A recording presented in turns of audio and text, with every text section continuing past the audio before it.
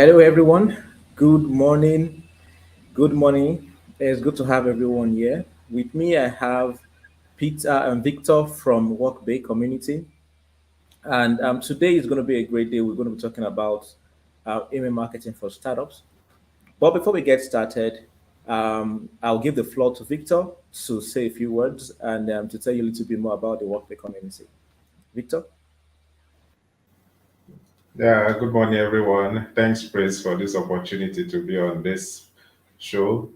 I think Workday basically is a, what I call it, it's for startups to cut the cost of all the, will I say, the cost that you incur while trying to set up your businesses. We all know that in Nigeria is a lot of challenges in terms of power, in terms of regulatory bodies, trying to get staff, and Workbase is just here to try mitigate that startup cost and trying to create a more flexible work environment. If you know, when you want to get like an office space, you are made to commit to long-term lease agreement, which is not too favorable to all kinds of businesses because you have freelancers that may not require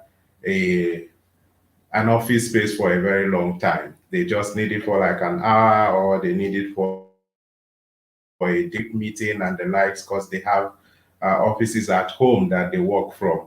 So it wouldn't be nice to make such people commit to long lease agreement, thereby incurring cost of power, incurring members of staff on ground and the like. So Workday actually is set up to cut all these excesses, try to make a more flexible environment.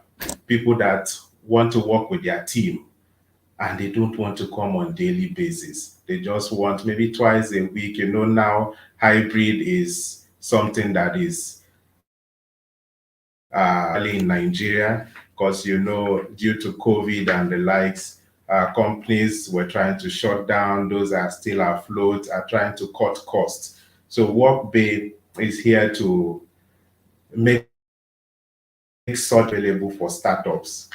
You come in, you can have a quick meeting in the boardroom. You can have a private office for your meetings. You can even have a workstation, which is just a dedicated even for freelancers that don't require an office space, but they need a corporate office address to be used on their stationaries and the likes. We have such plans, which is a virtual office plan that to an official office address. You can have your mail receiving and forwarding and the likes, even up to having a reception service without you being present. So this you know that you can start up your business in a day, just plug and play. As long as you meet the requirements, you are good to go. So I would encourage startup thinking that it's very difficult to get an office space. That no, it's no longer that difficult. In a day, you can have your office set up and everything going. Thank you, Pierre and Victor, for that introduction. So this workshop is basically in partnership with Workbay, and if you are in the startup ecosystem and you are interested in improving your skills and learning something new every single day, one of the best ways to achieve this is to join like a community where events like this are organized to educate you and to get you the necessary skills and knowledge to power your growth basically. So to get started, I will just say a little bit about me. My name is Praise. I work with St. Paul's. St. Paul's is a multi-channel marketing platform, and today we'll basically be talking about email marketing for startups. All right. 10 ways to get your startup email marketing right. Now, this is going to be a long, I won't say too long. This is going to be, we're trying to going to keep it as short as possible, but it's going to be an impactful workshop. Now, if you're reaching out from Lagos, just comment in the section that, oh, I'm here, I'm listening from here from Lagos. If you're from any other location, just let us know. Um, just let us know in the comment section. Drop your name in the comment section. Let's know that you are here. Um, I'm sure a lot of us are watching from the co-working space or from home or from wherever. It's good to have everyone here. All right. Now, for those who are yet to learn, I would advise that you have your notebooks or your laptops with you because this is going to be a hands-on and very practical. All right. So let's get into it. Email marketing for startups, 10 ways to get your startup email marketing right. So before we get started, let's talk a little bit about St. Paul's, which is sponsoring this workshop. St. Paul's is an all-in-one marketing automation platform for businesses and brands. Okay, we empower millions of customers around the world to grow your brands and businesses with our wide range of marketing product tools and 24/7 support. All right, so we serve users from our offices in Turkey, in Brazil, in Mexico, in Ukraine, in the US and the UK, and also in Nigeria.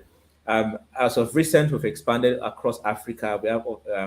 We support users across Africa, including Ghana, Kenya, South Africa, um, um, Egypt, just name it. So we're everywhere. We're available for all startups. So when we talk about all-in-one marketing platform, we actually mean all-in-one marketing platform.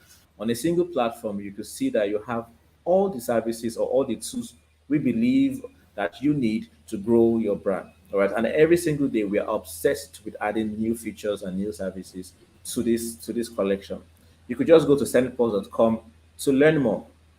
So SendPost has served over 2 million users across the world, and some of the notable mentions include Samsung, PwC, Radisson Blue, eStreams Network, Patricia, Glover, Sujimoto, just to mention a few.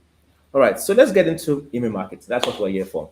So, what is email marketing? All right, email marketing is one of the oldest but yes effective messaging channels. We don't want to go into an history lesson here, but we know that email marketing was email in the sense of the channel email was first created to be an internal communication, all right, between members of an organization, and then the effectiveness of this made this tool or this platform to be expanded outside of an organization. All right. So email marketing now became like since everyone has an access to an email address and have an access to an email box, you can actually send emails, marketing messages to people's email. So that's the origin. That's like a crash history origin of email marketing. All right. So basically, email marketing refers to sending messages with the purpose of enhancing a merchant relationship with a current or previous customer, right? Engaging customer loyalty and repeat businesses, right? Acquiring new customers or convincing current customers to purchase something. Now, email marketing has to be very personal. So let's go on. Let's understand more about email marketing. I'm sure a lot of us will be thinking, email marketing is a old, you know, is a very old marketing tactic or a very old marketing channel. Is it still relevant? Are people still using it? All right. Let's look at the statistics. Over 4.3 billion users worldwide use email. All right. So they all basically have an email address. Um, it's just recently we are seeing that some apps do not require you to use emails for just basic access. But for you to access more features of that app or for you to use the app for a long for longer extended period of time, for example, they need you to finish a KYC or whatever, they need your email address. All right. Email address is still the paramount um, way of communicating on the internet. And I like saying that email marketing, emails, all right, in the sense of it, is more like your personal identity online. Okay, before you can access any tool or service on the internet, you need to have an email address. Right. So no matter how small your business is, you have the power to reach people through email marketing 24 hours a day, 365 days a year. Just imagine 4.3 billion people at your disposal. As at last year, 333 billion emails are sent and received daily. Right. So that shows that it's a very active platform and people are actively using it. Now, email, this is one of my most interesting statistics about email marketing. Email marketing provides the highest return on investment, up to 4,200% return on investment. Now, for those who are email marketing experts, all right, they can tell you for a fact that this is true. All right. So according to DMA, that is Data and Marketing Association 2019 report, for every $1 you spend on email marketing, you can expect an average return of $42. Right. For every $1 you spend on email marketing, just expect an average return of $42. Um,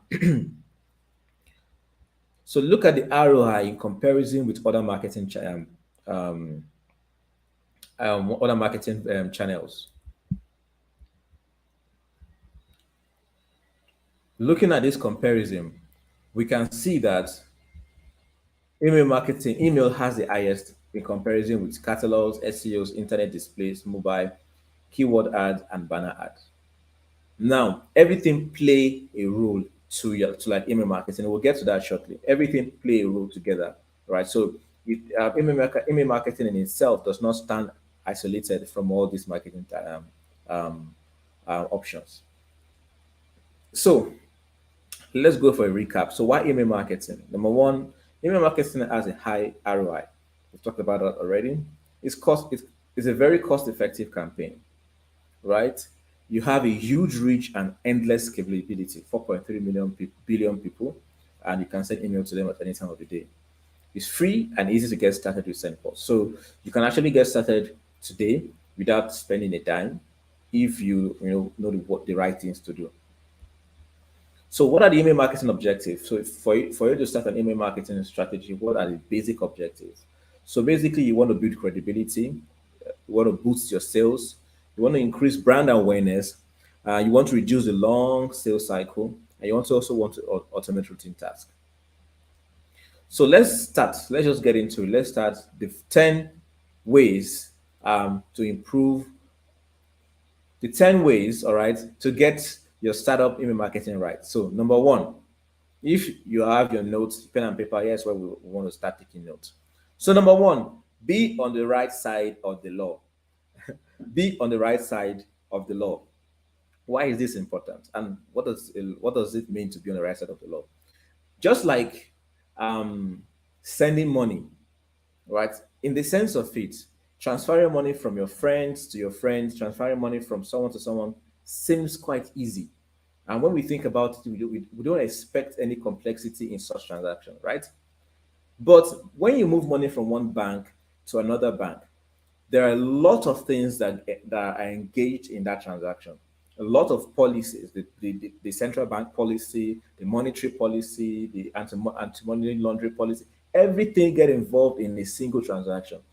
You can be transacting as low as $10, sending $10 to somebody. All right. Just sending like, for example, 500 Ghana CDs to somebody or 10,000 Naira to somebody. That single transaction, you just go on your mobile app or your banking platform and you send the money, the person receives the money. It seems all simple, from that perspective. But looking deep into the whole transaction, you see that there's a lot that goes on. Try sending a very large amount of money to someone for the first time. Just try it. Go to a standard bank, look at the rules of transaction in your country, and see, okay, what is the maximum money I can send at a time. Right. So for some countries, you can't send more than $10,000 to someone at a time. So try sending like $20,000 to someone. You notice something. It's either the money gets blocked and then the bank reaches out to you to confirm the transaction. All right. Or the money doesn't get sent at all, basically telling you that your limit is maxed out. So this is because there are policies and laws that guide financial transactions. Email marketing or email transactions or marketing in the general sense of it is not left out, right? So yeah, some of the laws, right? Some of the laws that guide email marketing and that guide also other marketing at large. We have the Can Spam Act. Now, the Can Spam Act. Let's just quickly take a quick Google at this. Can Spam. The Can Spam Act was enacted in 2003 by the US government. And this is basically to protect users from fictitious messages pornography, and the rest. All right. So the can spam is basically an acronym for controlling the assault of non-solicited pornography and marketing. All right. And then this law basically it has a mechanism, it has the applicability, and then you have basically basic information that you need to follow. You could just on your free time decide that you want to read more about this to basically get a better understanding of how this law works. And I'll be referencing this law as we progress throughout this workshop. So first, you need to give people the ability to unsubscribe. Let me explain this. So imagine, you are a lady and a guy just keeps calling you and, asking you out. And you ask this guy, how do you get my contact information? How do you know my name? How do you get my number? And the guy just being creepy, like, you don't need to know. I found your name somewhere. You don't know who the person is from. Was the person referred to you by a friend? All right. Did you work together in an organization? Um, were you ever acquaintance at some point? Did you go to the same school? A a mutual point of reference makes that conversation more fluid and more interesting, right? You are not at she's not protected. You're not feeling like, I don't know this person. Why is this person reaching out to me? How did this person get my number, by the way? All right. But if you reach out to a lady like and you call the lady, say, hi, my name is John. I get your number from Katerina, your friend. We went to the same school. You've already put a lot of the defenses down. All right. The person is aware of who you are and is ready to have a conversation with you. That is basically what the Can Spam Act is. Now you are now like asking this lady out, and I think maybe she's married or she's in a relationship, and she does not want to have a conversation with you again. She can give you a call and say, "Hey, I know you're a nice person, but I wouldn't want us to have this conversation again. All right, I would like to opt out of this conversation." And you're like, "Oh no, I respect that, no problem." Maybe we will see around more often. Maybe you could see me at school or you could see me at work. That doesn't mean that I can keep pestering you via phone call or chat or whatever. So giving the option to opt out of the conversation gives you a peace of mind. Maybe you can have some time to think about it or see if you want to have more conversation with the person. You can come back and say, you know what? Hi, it's been a while after we've spoken. So you can see the conversation, the example I'm giving you right here is basically a day-to-day conversation with anybody. All right. That is what the Can Spam Act is all about. Protecting people, giving people the opportunity to decide if they want to engage in a conversation and to be given the option to opt out of that conversation. All right. So that's basically it. So you can do more studies to understand like the basic and the intricacies of that.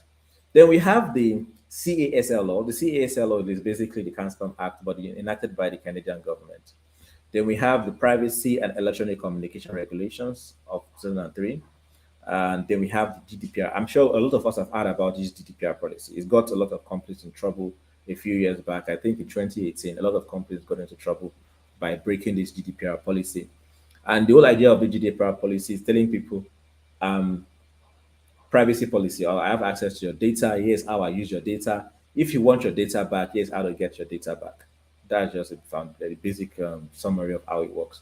So I'm sure you've gone to some websites or you've engaged with some mobile apps. And once you check the privacy policy of that mobile app or whatever platform you're engaging with, they always include an option for you to request your data back or an option for you to understand how you plan on using their data. That's all the GTF policy is all about. You can read more about it at your free time. So do not break the law.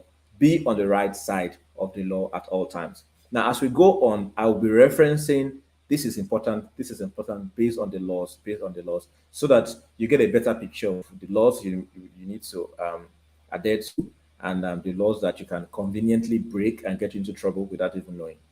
All right. So, number two, make sure only people who want the emails are getting it. All right. Make sure that only the people who want the emails are getting it. Now, don't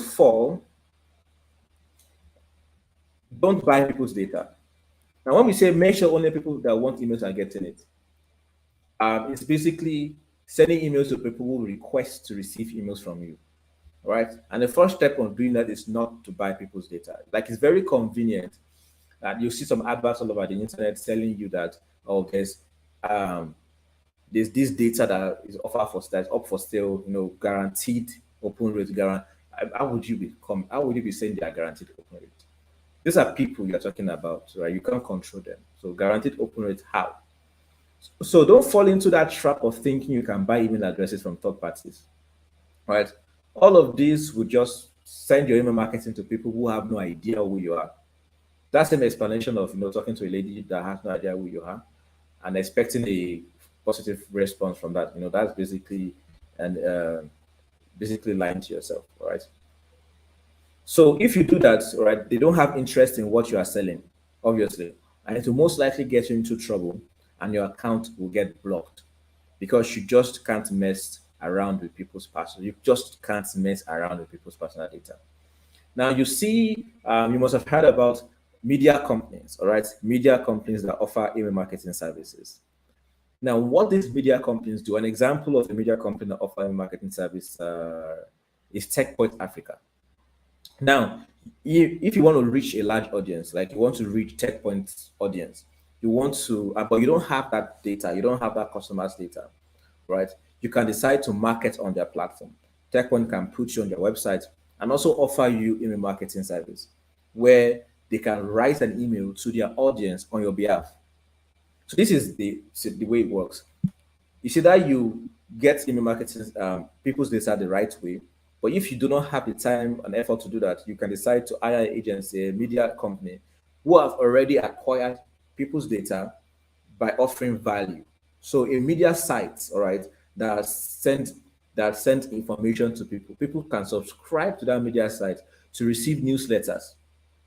Now, your information can also be sent along with newsletters introducing your brand, introducing your startup, right? And when they introduce your startup, people can decide to opt in, right? They can click a link, come to a landing page and opt in to get more information about your startup, right? So the whole idea here is you want, you want to speak to a lady or to a guy, but you do not have access. Or I think the best explanation for startups is you want to reach an investor or a VC. You know there's this popular word in the VC space which is called introductions.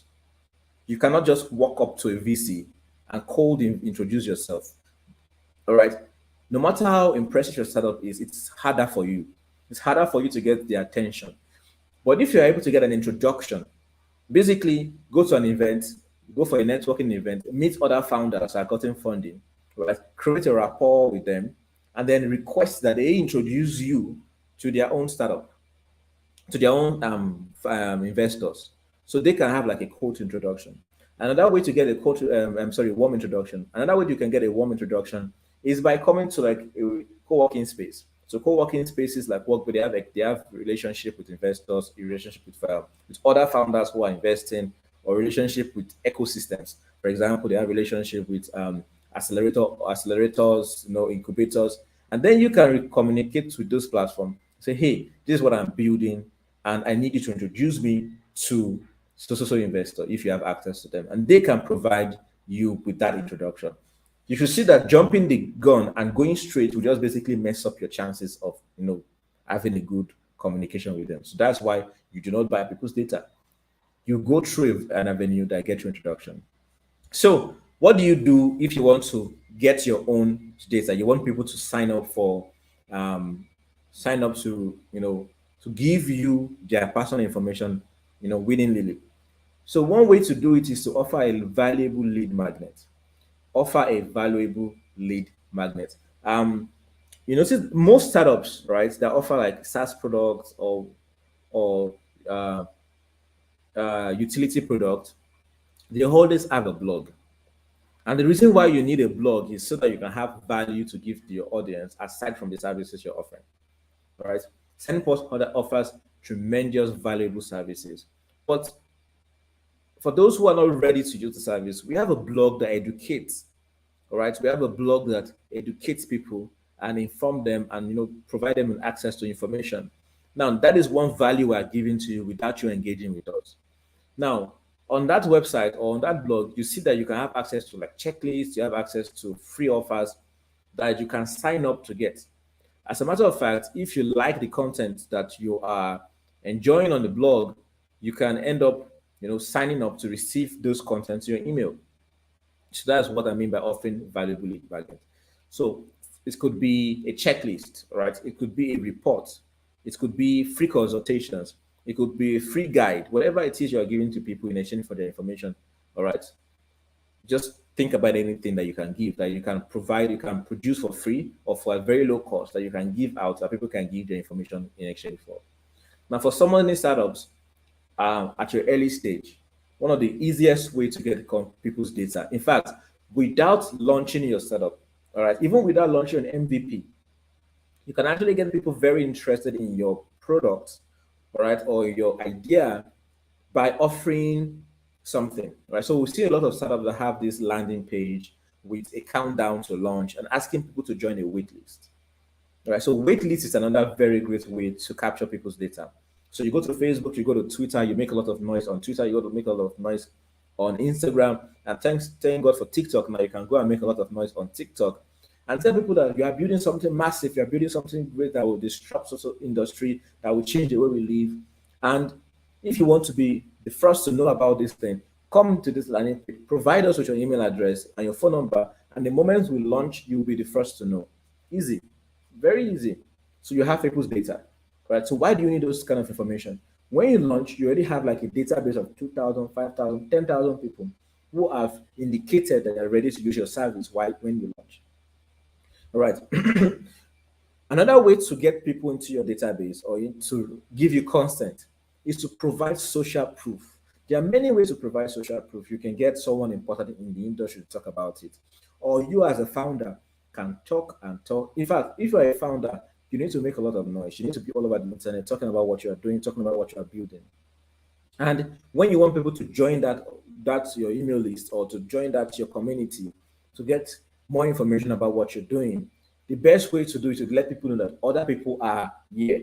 You're not alone. All right. So here's an idea. You go to incubation hubs or you go to startup hubs. You get you get other founders to sign up for your wait list. Before you trek the whole of Lagos or the whole of a city that has an incubation hubs, you are sure to get 500 people to sign up to want to receive information about your startup.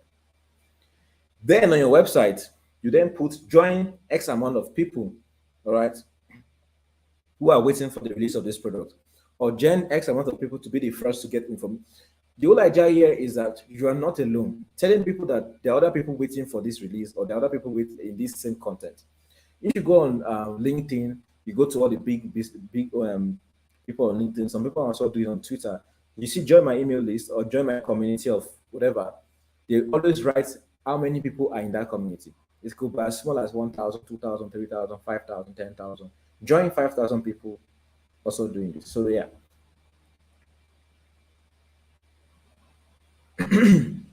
So here's what we talked about earlier about how all this put together increase the effectiveness of email marketing. So let's talk about this. So the flow is simple. You build traffic, all right? You build traffic through all the social media platform, cold reach out, whatever ways you want to do it. You build traffic. And then you send that traffic to your landing page, your offer page, your app, whatever. And then you send those information to your email automation platform, right? For example, SendPort. Within your automation platform, you do whatever you need to do to get them to either buy your service, sign up for your service, or download your app. All right. Also, the last step on this topic is to verify email addresses. Now, if you're offering something great, if you're offering something great, people are most likely going to give you their legit, legitimate email address. All right. But if what you're offering is not great enough, all right, or people just assume that they can get it somewhere else and they don't want to be disturbed by you, they will always offer you fake email addresses. All right.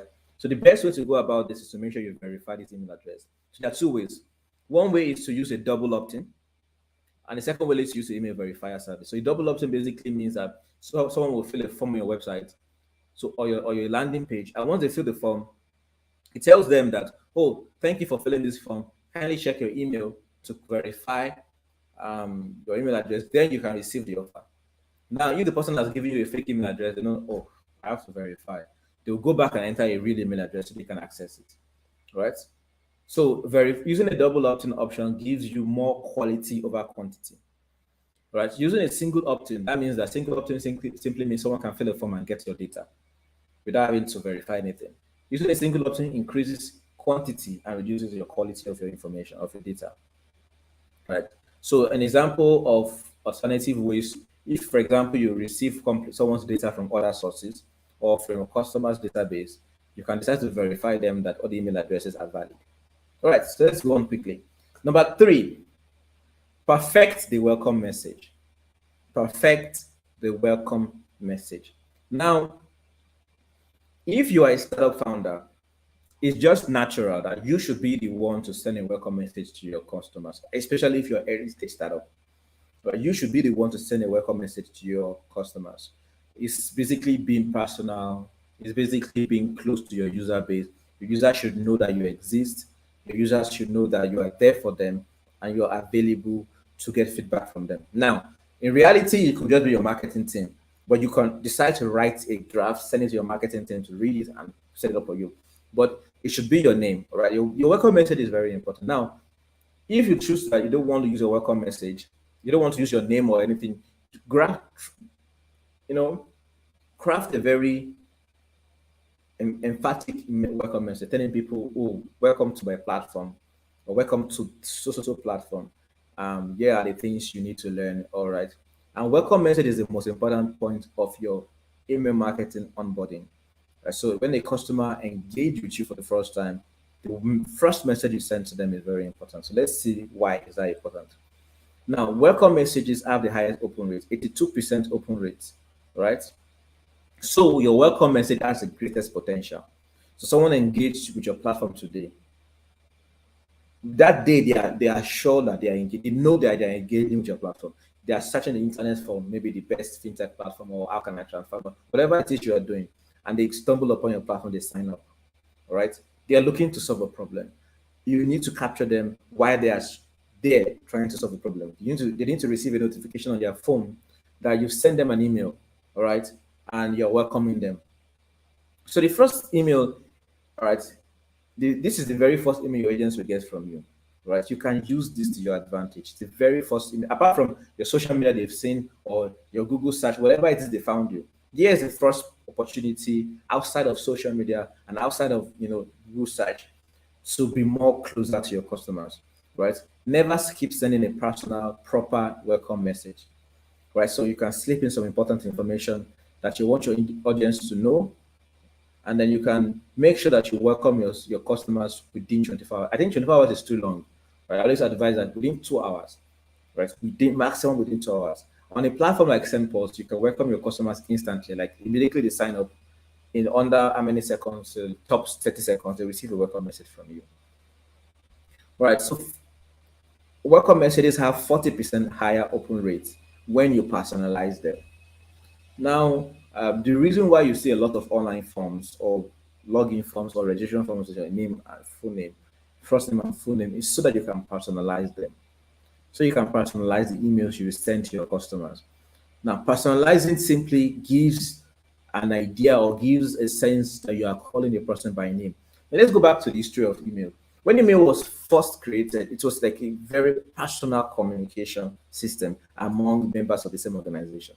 So you work in accounting, you can't send a message to someone else in accounting and say, "Hi there." No, you have to call the person by the name because you know that person, you have the email address, you are within the same organization, right? So yes, people feel more accepting of an email that calls them by their name. So you need to personalize it, and you can see that you have a higher open rate if people know that you are calling them by their name. All right. So email personalization has an incredible impact on email delivery. All right. So number four, make it look good. You are writing to humans. You're writing to a human being. Make it look good. Put a lot of energy, a lot of effort into creating the aesthetics of an email. So the first thing here is to make sure you ensure brand optimization. Now, brand optimization is by far, right, one of the most important email design best practice, right? You need to ensure that your email speaks your brand clearly. That's why you need to make sure you don't have a complex brand, right? You don't have to have a million and one colors all over the place and, and all that. You want to make sure that when people check your Instagram account, it's the same. When they check your Twitter account, it's the same. When they check your website, it's the same. Now, when they receive emails from you, it's the same. Right? Your logo, the way you are, the way you use your logo, the way you use your colors, everything is consistent across all your communications. Right? People can see your email and know that this email is from this company. All right. That's the first step. People want to know this email is from this person. No one else sending email. So everything that's boils down to the font size, the colors, everything you need to stick to it. Don't do this several colors. Like, if you receive an email from a scammer, you will know a scammer will use both red in his text, green color, yellow, everything in the same email because it's highlighting important things to grab your attention. You're not writing to to an idiot. You're writing to a human being. Human being. Let them know that you are consistent and it's you that's sending the email to them. So here's an example of Grammarly. And you can see here that the color of the brand is consistent with the Grammarly logo. If you're aware of, if you know how Grammarly is, I try to find a different brand, maybe Uche and Bolt or Uber and the rest. Just check, go to email, check like Bolt, check Uber, check which popular brand. Yeah, check Bolt and Uber, they are very consistent. So yeah, you can see the brand name is attached to their email address, right? And you can see their from address. So let's go on. Make use of ready-made email template. So creating this brand, like as a startup, yes, as a startup founder, you're doing literally everything yourself, or you're doing a lot of things by yourself. So you need like a platform that helps you make these things quite easy. And one of the easiest way to go about it is to create a template. Now, a template is the whole idea of a template is something you can create once and then you can reuse. So you can decide to get like a designer to come into your SendPost platform if you're using a SendPost platform, create a template for you, and then you can go and reuse that same template every time. Just change the logo, sorry, just change the name of the content you're writing, the subject and everything, and maybe the banner if you want to add a banner to your email. And you can send it out, but it's consistent. You don't have to change a lot of things. So SendPost platform, marketers have access to over 200 pre-designed templates. All right, they are very responsive, available on mobile devices and on desktop and laptops. And you can be done within 5 to 10 minutes. Right, so make sure that you use a ready-made template. Right, so number 5, we have a long way to go, so let's just go on quickly. Number 5, make sure it comes from a person. Now, make sure that your email comes from a person. Now, this is funny because a lot of people always, whenever I say, is your email coming from somebody? Say, obviously, it's coming from somebody. It's coming from the marketing team. The marketing team are people. Very good. All right. So, what are people receiving? Are they receiving something like no reply at your organization name.com? If that's the case, you're not sending a marketing email. You're sending a transactional email. All right. So let me explain the difference between transactional emails and marketing emails. All right. Transactional emails are basically emails that are sent to you based on transaction. Example, you perform an action on your platform. Automatically, an email is sent. You, let's say you send a payment, an email is say, oh, you've sent a payment. If you make a transfer with your bank platform, obviously the bank will send you an email with no reply at bankname.com because that's a transactional email. You don't need to reply the email, right? All right. So another example of transactional, anything that happens on your app that is triggered by actions are transactional. So you can use things like no reply, internal, or tech, or whatever it is you want to use. But when it comes to marketing purposes, you are communicating, right? You are communicating.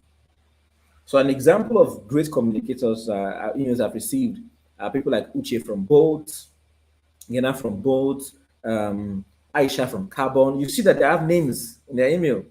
Because you know this email is coming from somebody, all right? Even if it's a weekly digest of a media site, there's always someone, they always have to be someone attached to that because you want to read the email like you are reading a letter from a friend. You don't want to read an email that says marketing. The email has told you all that the name has told you what the content of the email is. They don't care about you.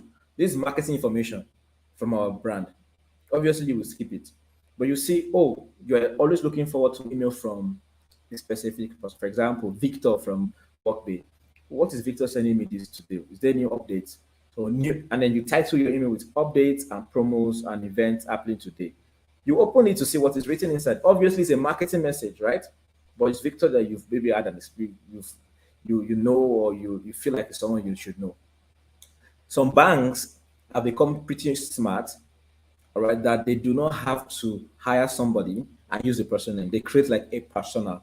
They create like a pseudo character, right? Some banks use a name and they give a name to it, like a chat bot or electronic bot.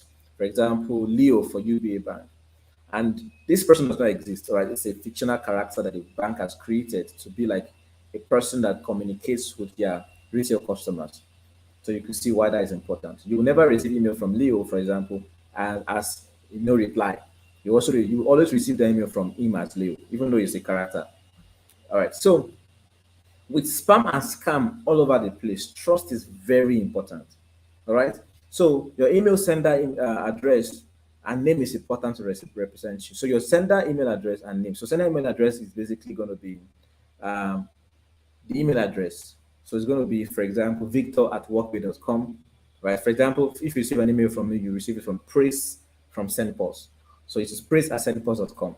And the name is Praise from SendPulse. So you are aware who is called sending you the email and from where, right? Let's move on. So here's an example of emails from companies. You could see Chanel, right? This you can see Victoria's Secret. You can see, so basically they are using, you can use your brand name directly, right? So you can see Calvin Klein, you can see MAC Cosmetics, you can see Victoria's Secret. So you can use your brand name directly, or you can use, another option is to use the name of a representative or a person responsible for email communication, or basically a pseudo element, a pseudo character, right? So many brands are migrating from this using their name directly to using something like Uche from both. Right. So let's move on. Number 6. All right. Write to engage and get results. I believe your goal of writing every email is to get a result. You're not writing just because you want to send, like some marketing organizations, like a microfinance bank we've worked with closely.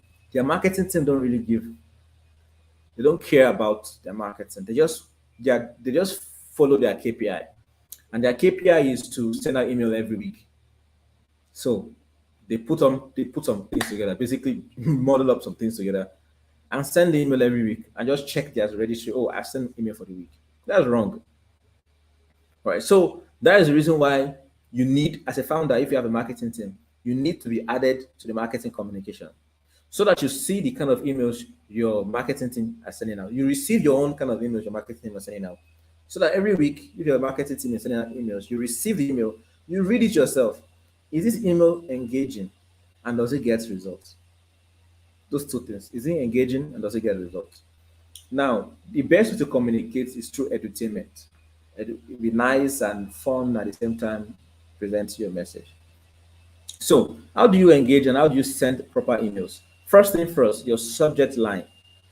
You need to write your subject line properly. And here are a few steps or guide to do that. Subject line should be personal, engaging, and relevant. Should be personal, engaging, and relevant. Do not use caps excessively. All right, your caps is in, like, if someone sends you a WhatsApp message now and add all caps, you think the person is shouting at you. The same way, you feel like your goal is for your email to stand out so people can see your subject line. But in the end of the day, it's basically does the opposite. Right. So subject line is advised to be 50 characters long. All right. The shorter the better because someone can read whatever it is that is there, as quickly as possible. You know what they're expecting. Consider using emojis. Now, emojis is the best way to make it personal and engaging. So you don't need to like overwrite your subject line to be engaging. You must have received subject line from brands that use smiley faces. They use excitement. Then they use like an emoji that is dancing, or they use like a celebration emoji. So that gives you an idea of what is in the email. All right, be creative and informative and personable. Do not use more than 15 capital letters in a row. All right. So just take these notes. Basically, I decided to break it down as points so that we don't talk too much about it, and you can immediately execute this without having to go and do all the learning. All right. Add the perfect pre-header. So before we talk about adding a pre-header, what is a pre-header? If you receive an email like this, for example, this one from Issue from Both, you see that the subject line says praise. Here's a chance to save when you need to move. All right. Then you see this second message here that says, who doesn't like discounts, right? So yeah, yours. So here, Uche from Both is the sender name. Praise. Here's a chance to save when you need to move. Here's the subject line. Now you can see what we talk about to make your subject line personal, all right, engaging. This marketer decide to call me by my name in the subject line, right, making it more personable. And here, um, this is the subject line, right? And here you will now have the pre-header. So a pre-header is a prelude or like a summary of what the content of email is. Apart from the subject line, the pre-header gives you more information, right? So if the subject line has drawn your attention, the pre-header should do more work by giving you more information to open the email. So that way it improves your open rate. So, so the subject line the pre-header provides useful context to the subject, right, and assists in increasing your open rate. So pre-header are visible, or as you can see here, in the box preview, right, in the inbox preview, in the email body, and the preview pane. It should be short and to the point. Stick to 40 to 70 characters. So as you can see, you need to use the pre-header, all right, to help your recipients understand why the email is useful to them. So yeah, the email that we're using as an example here is saying that yes, a chance to save when you need to move. But yeah, that doesn't really attract my attention, you know. I know it's from Boots and movie advertising to me. But yeah, I see that who doesn't like discount, right? So yeah, yours. There's discount in this email, though. There's no how I will not open it, obviously. Even if it's a 5% discount, it's who doesn't like discount? All right, adopts an excellent email layout. Adopts an excellent email layout. So here we'll talk a little bit about some technicalities. All right. Number one, the width of your email should be something that fits in a mobile device. Your email should not be too long that it can't fit in a mobile device. So about 600 pixels is all right. Right. So if you use a platform like 10 posts, you can set that. That is preset already for you. So you don't have to, you know, do that by yourself. Number two, using a vertical layout remains a better option over an horizontal layout. Again, it's by default in SendPulse. Stick to the inverted pyramid design. So we'll talk about the inverted pyramid design very shortly. So stick to the inverted pyramid design while creating email templates, right? As it makes a reader slightly move to the desired action. Aim for a 60 to 40% text to image ratio. So this means that the email should be 60% of text and 40% of pictures. Now let's stop here and talk about email folders. So if you use a Gmail, right, and you open your Gmail account, you will see you have an inbox tab, then you have your social tab, then you have your promotion tab. So all the emails in your social tab are obviously from social media platforms. Your TikTok, your Twitter, your Facebook, your Instagram, your LinkedIn, all those emails from LinkedIn, all those platforms go to your social tab. So what about your inbox and your promotion tab?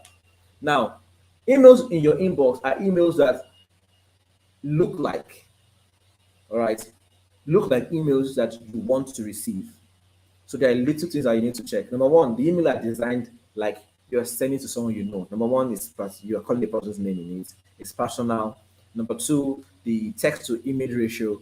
You have a lot of text. You want to send an email to a friend. You're obviously more focused about typing a message, right? So you have a lot of text in your email and maybe one or two pictures. Great.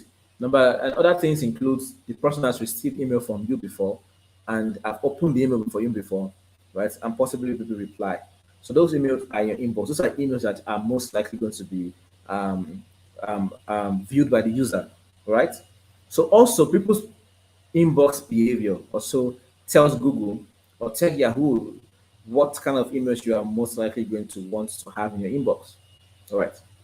Now, if you go to your promotion tab, you will notice that all the emails in your promotion tab are promotion emails. They are from maybe the Jumia, all right. They are from e-commerce sites. Why? Because a lot of the e-commerce sites will send you emails with a lot of pictures, new arrivals, and they will send pictures, picture, picture, picture. So there are more pictures than text. So email service providers, email clients like Gmail, Yahoo Mail, we assume that this email contain nothing but promotion, and then they will send them to the promotion tab. So that's a very good information for you. All right. So write messages that load fast. Image heavy emails tend to be flagged as spam by subscriber email providers. So if you are sending emails with a lot of images, you need to compress the image, reduce the size of the image before you send it. Email that is large um, tend to be flagged. Now, I think a lot of people assume that emails are just some messages, and the question you should ask yourself is why is it that messages, tweets are limited by characters? Why is it that text messages are limited by characters? So each word, all right, each word has a size to itself. So like I think they are called bits. So once you put words, not word, each character, each letter, they have their own bit. So if you combine letter together, all right, the more letters you have, the more they increase in size. So that's why text messages, for a single text message you send, they have like maximum characters you can send. So try to add emojis in your text message. You see that the characters will reduce because one emoji is a combination of multiple characters, right? Now, imagine you now add images to your message, right? Each image has a size. Combine that size with your words, all right? Your email becomes a little heavy. So your email will have like a total size, like 1 MB, 2 MB, 3 MB. So for every message you send, you are sending packs of data, and these packs of data, they have size. It could be 2 MB, 3 MB. So if someone is receiving an email from you and the email is heavy, all right, the email service provider will have to load that kind of size of email and display it when it gets too heavy to get flagged that what why is this email too heavy? Like, what is this? What's the content of this email? To assume that you're trying to send like a payload of virus or a payload of a um, spam payload, and to obviously flag it. So try to check that your email total size is not high. Right. So on a SendPlus platform, when you are about to send your email, SendPlus will give you an information about the total size of your email. Now, if your email is beyond the approved size, it will be flagged red, and then you will be asked to go make the necessary changes. So no problem there. You won't get into that trouble. So let's talk about um, the inverted pyramid. So an inverted pyramid, if you look at an email, how to write your email. On the top of your email, you need to have all the necessary essential information. Right? You need to have all the necessary essential information. So someone will want to have a glance on your email, read the first few lines, and have all the necessary information they need. Okay. Then on the second section of your email, you want to add additional information. Okay. You want to add additional information. That could be like something else to nudge them to make the decision. Then the last part of the email at the bottom of the email are basically less important information. People are less likely going to read those sections. So just add information that you think that the user will need to see, um, that will just buttress your point, but you are sure that if they don't see that information or if they don't read it, it won't really affect the goal you want them to, your goal of your email. All right. Um, so email copy. Let's talk a little bit about email copy. So the first rule you should consider when creating an email copy is to write for your readers. Do not write for yourself. Don't write for yourself. Like, how do you mean don't write for yourself? Do not use your email as a channel to tell your subscribers how great your brand is. All right. And don't simply list your achievements. Oh, we are the best. Oh, we are this, we are that. This is what we are doing, this is what we are doing. But people are not interested in your brand itself. People are looking for easier solutions to their problems. So provide them with a solution. Explain how it addresses their pain point. Now, this can be easily blown out of proportion. And the best way to understand this is to go and check your email and look at emails that you respect. But check your email and your inbox and look for emails that you like to read, you respect. There's like a formula to it. It's all about you. Even if the brand want to talk about themselves, they will say, "Oh, it has been our mission to do this for people." You see the way they craft the message, that they make it all about you. In fact, they make themselves feel like a servant, providing you with whatever it is you need. Because as a startup founder, it's not about you. Yes, your goal is to make all the money. Your goal is to be successful, but you can only be successful by the quantity of people that your products serve, right? And by the quantity of people that your products solve problem for. So focus on that, right? Focus on that. Let's talk about the number seven. We're fast approaching number 10. So make your call to action strong. Don't beat around the bush. Be specific. Don't confuse people. Tell them what you want them to do. People like to be told what to do. They won't say it because people have pride, right? But they like to be told what to do. All right. You want people to click through to your email to your site. Like, let's just say you receive an email. An email is talking, talking, talking, talking. What do you want me to do? You are talking. What do you want me to do? All right. So what is the purpose of this email? So, for example, if you want the customers to, you know, you are informing them about your new product upload or your new product. You see, you can talk a lot about when we started our XYZ company. This is our vision, is our mission, and we are this, we are that. We are doing this because we believe that you will benefit so much from this. Click this button to learn more about this, or click this button to sign up for the new upgrade, or click this button to let your email be sent to a specific point. Your email should have like a specific goal. All right, and that goal should be do something. If you're sending a newsletter, and the newsletter is just updating people, regardless, give them something to do, right? In your email, they need, if it's for them to reply you back, or to click a button to fill a form, or to click a button to access a page, or to do something. Be specific. All right, don't beat around the bush. Just an example. So yeah, you could see that this example is from this brand, Grammarly, and it's writing supports anywhere and everywhere. Grammarly Premium. So this email is basically, trying to nudge me into upgrading to Grammarly Premium, right? So you can say upgrade now to get an entire year of Grammarly. So that's your focus. Whatever it is they've told me here is just grammar. You can see the button is bold and the button is available. And you can see this email is designed in this same format. Essential information is up here, right? So Grammarly Premium supports your writing access, blah, blah, blah, blah, blah. Crafting your next idea, you can see that. And then in this additional section information here, there's where we now have the call to action, upgrade now. Straight to the point. I tell you what I want to tell you, I tell you what to do. You can see that I provide you with information, and then I tell you what to do. Be specific. Give users the action you want them to take in your email. All right, let's move on to number 8. Never skip the footer. It can make or break your email. Never skip the footer. So, what is the footer? The footer is basically the last section of your email.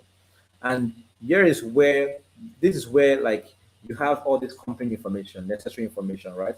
And the subscription information. So, why is it important? Now, an excellent footer should contain your brand contact details. Now, if you go to SendPost platform and you create a template, go to the bottom of your template and delete the footer. Just try it. You see a message that says that you need to add a footer, something like that. I'm paraphrasing. Without the footer, you are going against the Can Spam Act.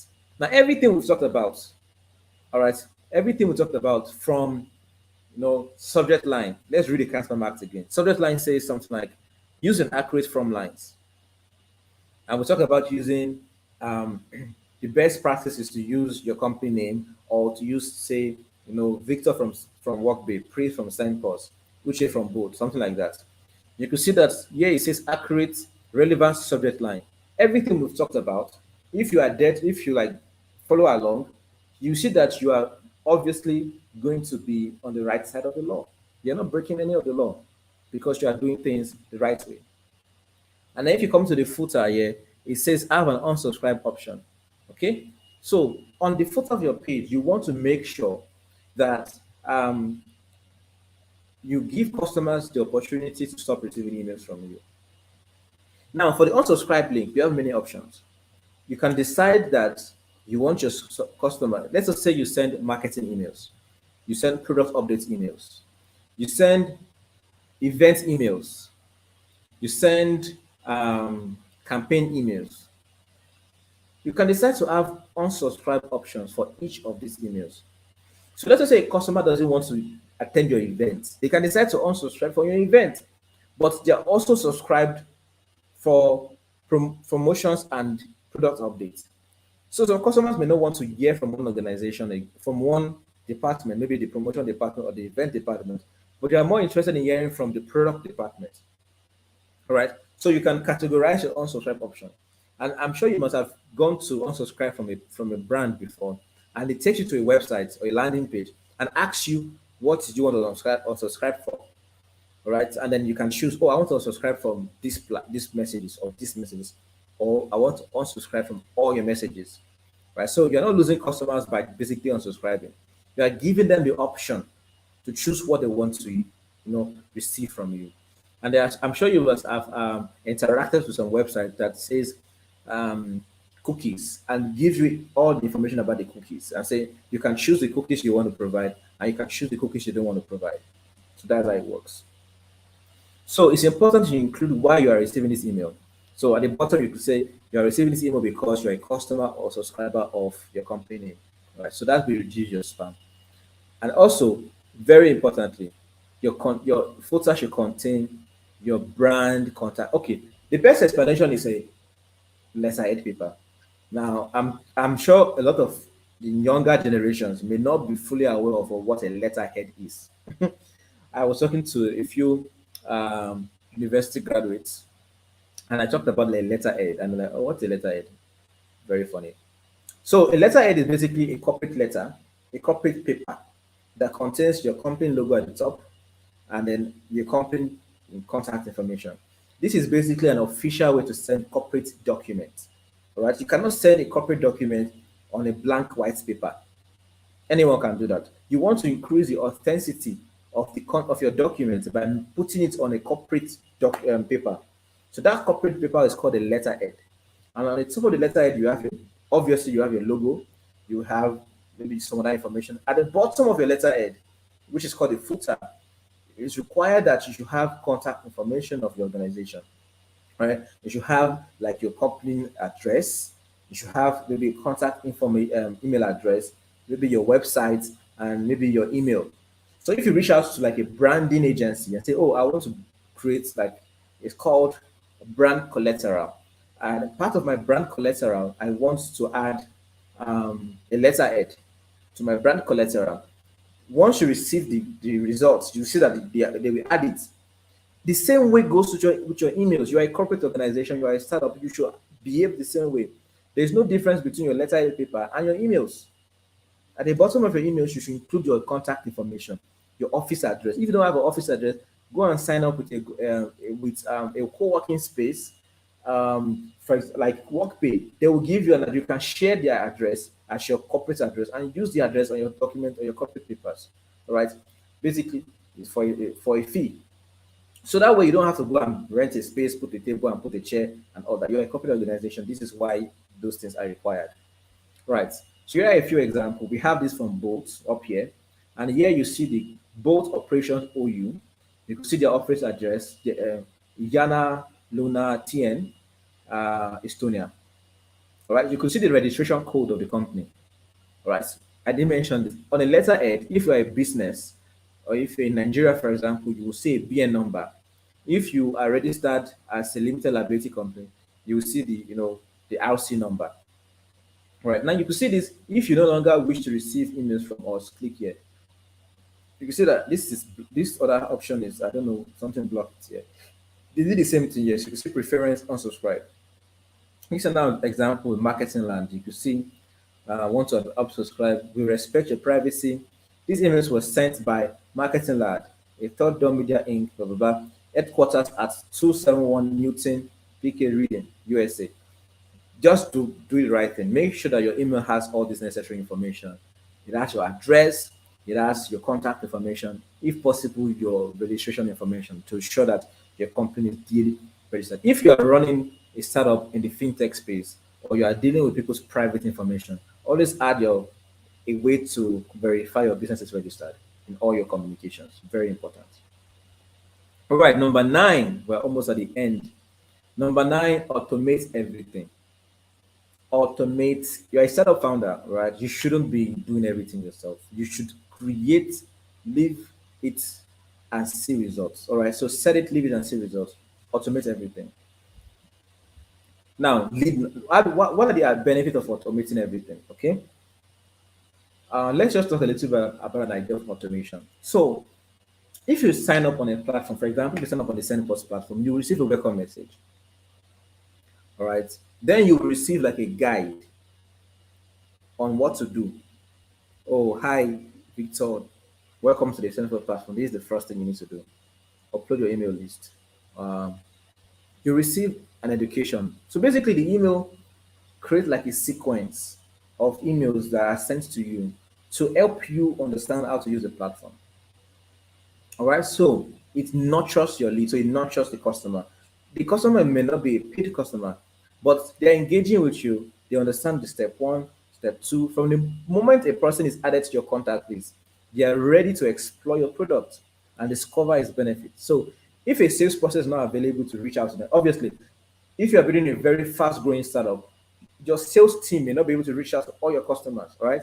So you need to have like an email strategy, an automated email strategy that does the work of a salesperson, right? So the right email takes care of introducing your products to your leads. So it nurtures them. Number two, it helps you send relevant emails. If you use the SendPost automation service, for example, you could take advantage of the best moment to approach your lead.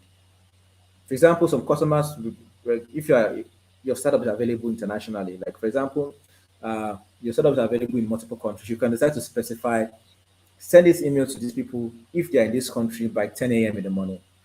But if they're in this country, send it to them by 10 a.m., GMT plus one, GMT plus two, whatever. Right? Then you could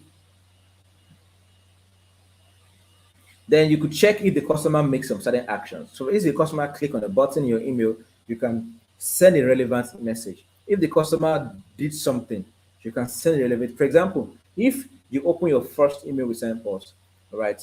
That's email SendPost send you as a welcome message. You receive a different message. But if you don't open that first email, you receive a different message. So you can create two accounts and see the kind of message you receive.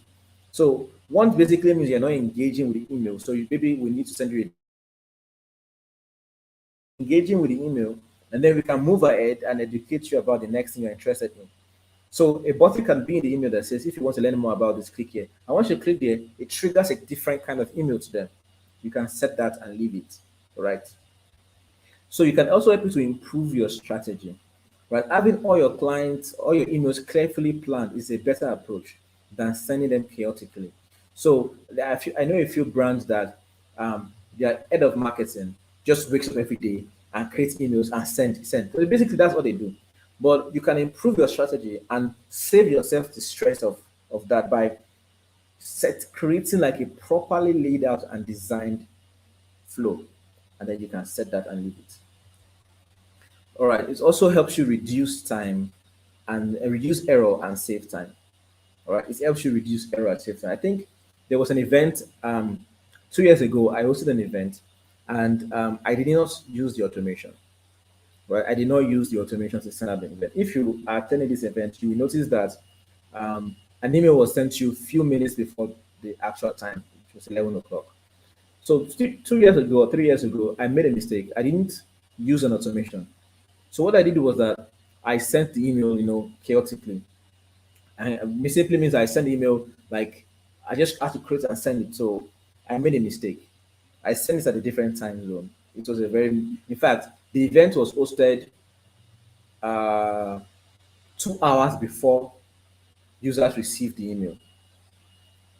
So many users started sending email back that this event has been hosted, like we couldn't join, but it is 2 o'clock. You said we should join. So, 2 o'clock. Okay. I went to vet the email and said, oh, I made a mistake. I made a mistake in the content. I made a mistake in sending email to just one country. I was sending email to multiple countries. So using an automation system makes you plan this thing. Like if I have planned this thing weeks ahead, I won't be under pressure to make a mistake a few days to the event. That's why you need to do that. You help you reduce error. Just take it from the first time. So once you make your automation right the first time, you will never worry about making a mistake again, right? So once you are sending your emails, it's basically sent the way you set it will always repeat itself that way, right? And human beings, we are prone to making errors. Automation tools do not make errors, right? They go as you set it. So you do not need to create an email campaign from scratch every time and send it manually. Just complete the initial setups, sit back, relax, and let automation do the work. Right, number nine. Number nine, avoid being spammy. Which avoid being spammy. Your life depends on it. Your life depends on it. Avoid being spammy. Now, what does it mean to be spammy? Right. If you are regularly marked as spam by a large proportion, before we even talk about how you get marked as spam, what does it mean to be spamming? So you send out emails like you do not give customers the breathing space to engage with your emails. You are bombarding them with emails, bombarding them like you are really disturbing their email box to the point that you are burying other information in their email because you are the only one sending an email. They will end up realizing that, you know what, I don't want whatever this person is selling. I'm opting out. All right. And how do they do that? They mark it. They just go to your email and mark as spam.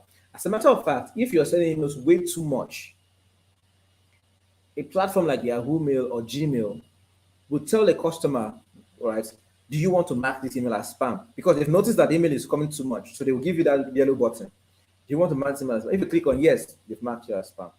Right? So if you are regularly marked as spam by a large proportion of your recipients, your emails will make it into that dramatically few inboxes. Because this is a democracy. If you send email to 1,000 people, out of the 1,000 people, say 100 of them, that's a lot. Say 50 or 100 of them say marked as spam. You've already started voting. People are already creating a democracy on your content.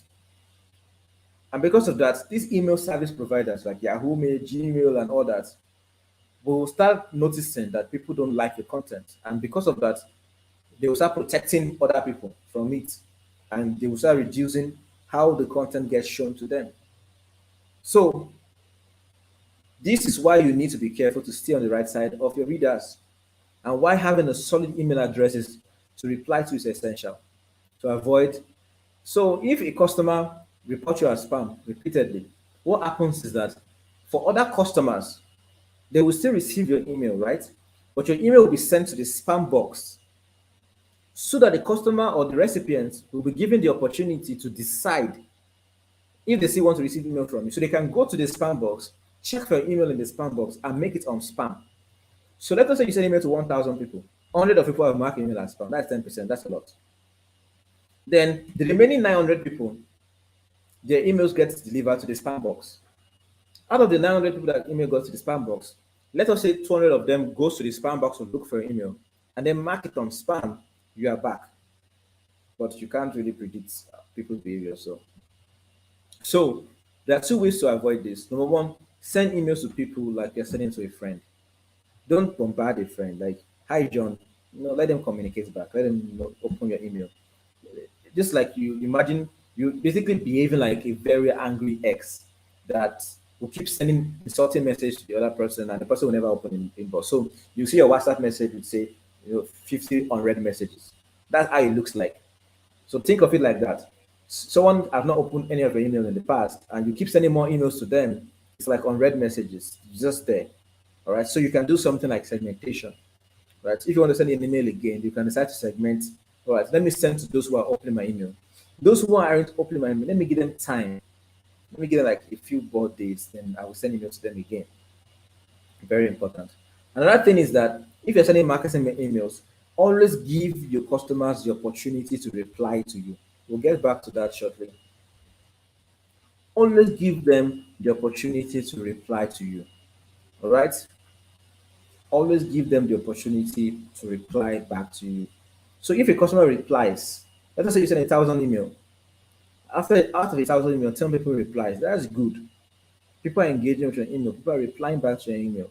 Obviously, people will not reply as much as you expect because it's a marketing email, but they're most likely going to click on buttons in the email. So that's another way of replying that they like your email, right? So they click on the button, they like your email, or they reply to your email directly, right? And also try to avoid using spammy words. You can Google online on spammy words, then you understand that you need to avoid them. An example of a spam word is using free. Free, as simple as it is a spam word. So if you want to use free in your email, try to use free once or twice. Right? Not free, free, free, free all over your email. No, that's a spam. Make money, make money, make money, make money. That's a spam. All right. Get rich, get rich, get rich. That's a spam. Try to speak naturally. All right. And don't be aggressive. All right, do not use free addresses. This is like something we should not be talking about because this workshop is for startup founders. And but I added it here because I've seen startup founders still making this mistake. You're a startup founder in the tech space and you're still using Gmail to send corporate emails. It's wrong. Wrong now. You can't have like your letterhead and you put a Gmail address there. It has to be your brand name. It has to be your corporate name. All right. I won't talk too much about this, but if you are doing this, you have to slap yourself on the wrist. You're not trying. You're not ready to be a startup founder. Right? You're not trying at all because domains are not expensive. All right. You get a domain that's from less to nothing, $12. Buy yourself a domain, buy yourself a hosting plan, and get yourself a corporate email. There's no way to explain why you should do, why you should not do it. All right. It's a no-brainer. And check your email for spam. Um, a lot of times, there's a possibility that you think you've done everything right, but your emails are still delivering poorly. So you need to get into the habit of checking every email for spam before sending it. If you use a spammy word or excessive exclamation marks by mistake in your subject, your email deliverability will be very poor. So to stay on the safe side, check for spam. So there are two ways to check for spam. One way, the one I prefer the most, is send post recommendation.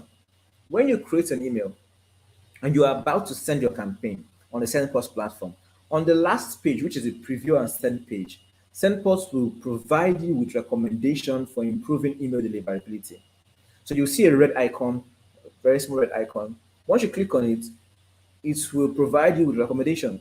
So for example, this example in the screen here, this email will definitely go to the spam folder because of this sender data and email body. So always check for that. Another way is to use a third-party site. For example, like this site, mailtester.com, testing the spamminess of your emails.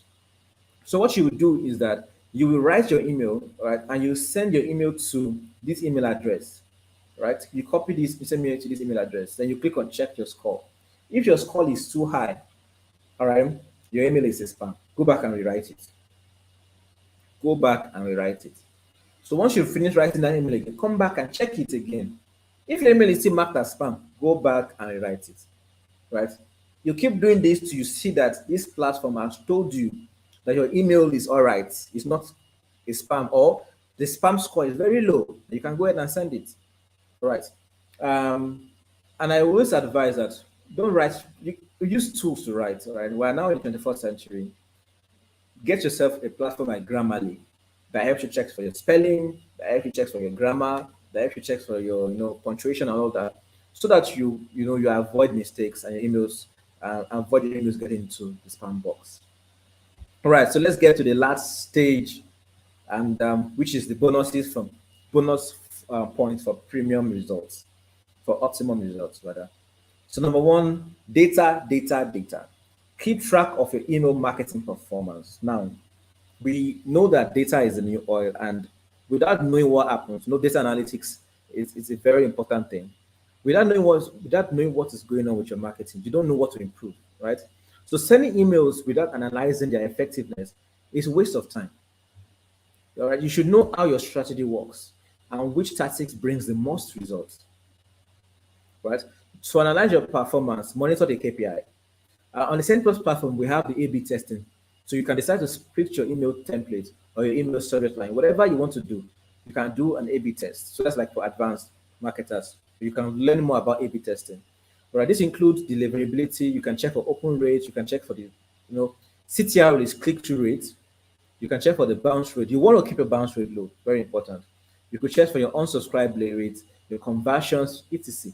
Right? These metrics shed light on the way subscribers perceive your campaigns. Very important. I remember when I first started email marketing many years ago, like 7 years ago, we sent a campaign. And when I receive the performance, I feel sad. Like my campaign will really underperform. And I was just sad. And then the next week, I sent a new campaign. Then I'll be sad again. Then I will send a campaign. Then I will sad again. What is going on? Like you're basically just going to roller coaster. Then I realized something important. There's there is light in the data. So I started exploring the data.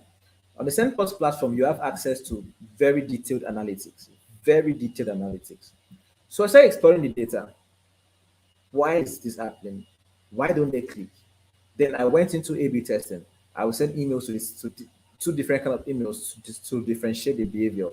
I see, oh, my bounce rate has dropped. That's good. I see my KPI is increasing. That's good. Over time, I was able to improve and perfect my campaign for my audience. Now, there is no formula to this because your audience differs. Audience differs. For example, the email I sent to a South African market performs differently from emails I sent to the Ghana market. There are different kind of people, socioeconomic differences, cultural differences affect the performance of your campaign. You understand? Um, um, there's a campaign I sent out a while ago, and specifically to Nigerians, and specifically to the male population.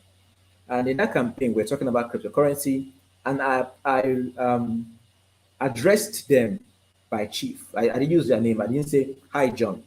All right, so I just said hi chief, and in the subject I added hi chief, but in the body of my mail I added stuff like I called their name.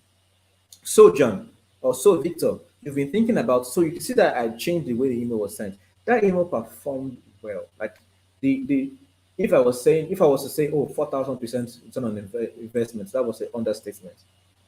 You can see that making necessary changes. Right? So there is no formula to that. Just understand your market, understand the people you are sending email to, try to be in their shoes and talk like you're talking to your friend, and craft the email that way. And then keep track of your data. That way you understand what people are doing, what people are interested in, and how to improve. Then we have listen to feedback, be accessible to your audience. Right? We've talked about this twice already, but it's very important. No reply emails are a no for marketing purposes. Now, you can use no reply for transactional purposes. We talked about that earlier, right? But for marketing purposes, using stuff like no reply, info ads, no. It's a complete no. Allow users to write back to your emails. Use an email address where users can write back, right? So whether positive or negative, both type of feedback are valuable if you are noticing a pattern, right? So if they're very valuable. So if you're noticing a pattern of people unsubscribing at certain times, or even telling you straight that your content is not relevant, or that you send too many emails, it's time to reevaluate. I like the fact that every day, every week, when emails are sent out, I receive emails back. And the emails are very, very, like, they are life changing for the platform because customers can say, hey, I like your email, thanks for your email, but I'm having issues with this thing or this or that thing, or I think this is misleading. Whatever it is they send back to me, I really appreciate it because these people have taken an extra step to sit down and write you a reply. It's important. You need to be accessible to your audience. And if you are on the practitioner platform, for example, or you are any of the practitioner ecosystem platform like the Glover app or the practitioner app, you see that whenever you receive email from Sonny from practitioner, just reply the email. I know, just reply the email. Under 24 hours or within a few days, Sonny from practitioner will reply you back. Just go and try it. That's an example of a brand that is accessible. Just go and try it. Whenever you receive an email, send him back and say, "Hey, Chief, how you doing? Thanks for your email. I really appreciate. If you appreciate that I sent you an email back, just reply my email back. Whatever it is you want to do, just try it. You see, you reply you back in a few days, and that's a very good thing. So that brings us to the end of this workshop. So now you have the power. Go into the world and get results. You can get started on sendpost.com. It's free and easy to access. Um, bef- so we're now in Q&A section, and we're fast spent with time. But a few people, while they were registering for this, they asked some questions. So um,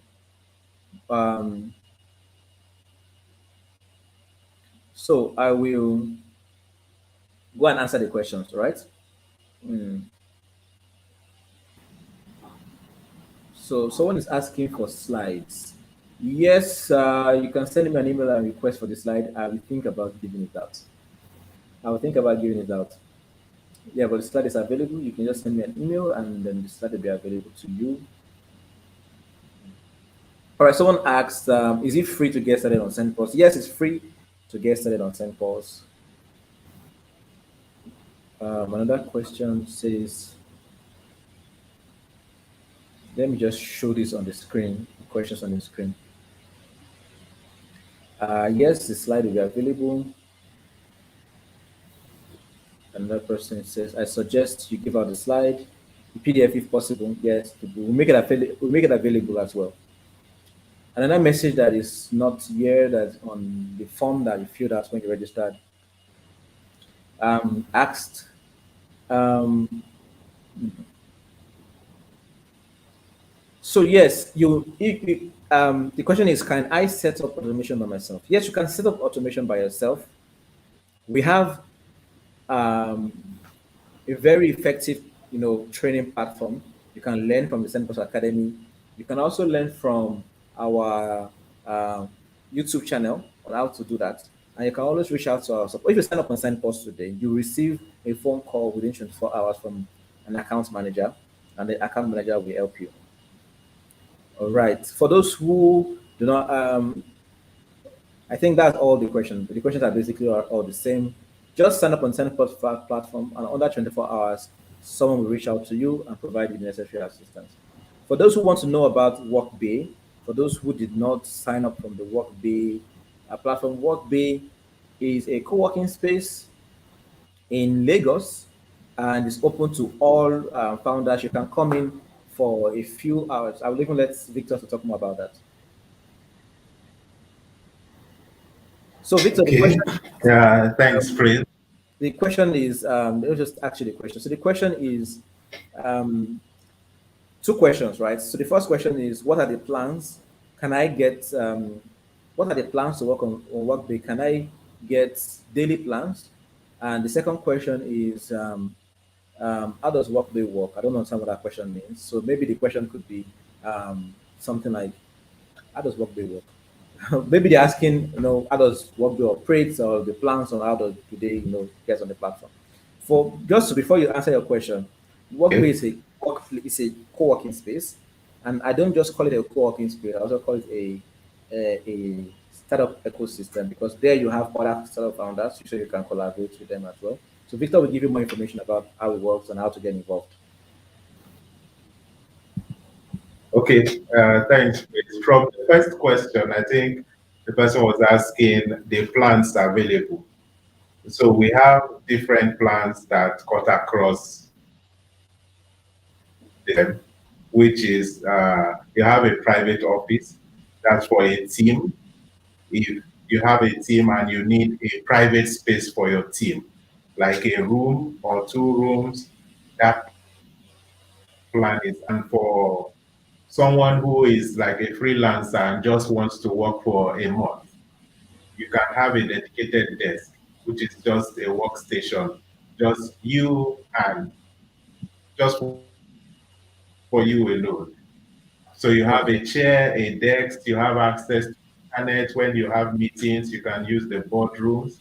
And if you want a breakout session, there's a lounge area that you can use as well. Then Okay. for freelancers who don't need a physical office space at all, but you actually need a corporate office address, Okay. that plan is also available with the virtual office plan. And we have three virtual office plans. The first is the virtual light plan, which just gives you access to a corporate office address, and you have access to reception service. So when you are not around and you have people coming to make inquiries, you have a receptionist that is there to receive or send parcel on your behalf.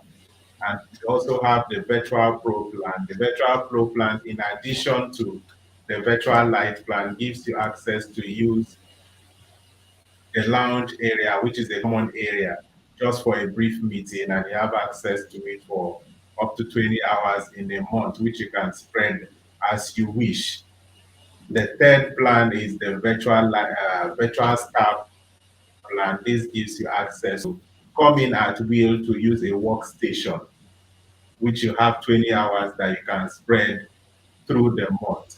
So it depends on your need. If you need a permanent space, if you need just a space for an hour, a day, a week, we have plans that can cut across people's needs.